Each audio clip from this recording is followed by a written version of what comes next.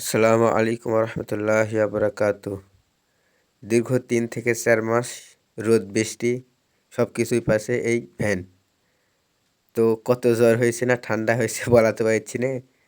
3 থেকে 4 মাস মানে এটা হলো বাইরে ছিল, মানে বৃষ্টি হয়েছে, রোদ হয়েছে, যাবতীয় যা যা আছে সব ভাড়ায়ের উপর দিয়ে গেছে। তো অনেক দিন থেকেই ভাবছি যে ভ্যানটা ঠিক করা লাগবে।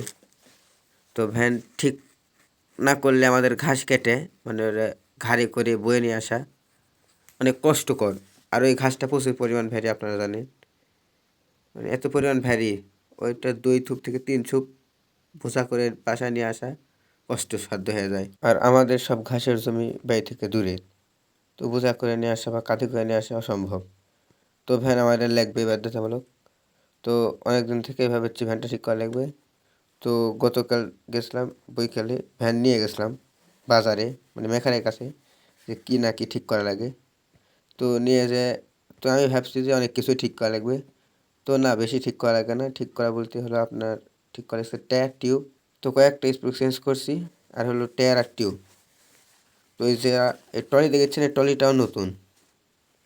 এই আমার যারা আগের ভিডিও দেখছেন তারা বলতে পারেন যে কেমন ট্রলি ছিল এই ভ্যানের। এই যে যেটা আমরা ট্রলি বলি, ট্রলি এটা স্বাভাবিক। তো ট্রলি আবার সেট আপ করে নিচ্ছি, যেভাবে আসলে ওইভাবে লাগালে দেখছি হলো ঠিক আছে যাচ্ছে চাকার সাথে। তো এক্সট্রা আবার হলো একটা কাট দিলাম, দিয়ে একটু উঁচা করলাম যেন চাকাতে না ঠেকে যায়।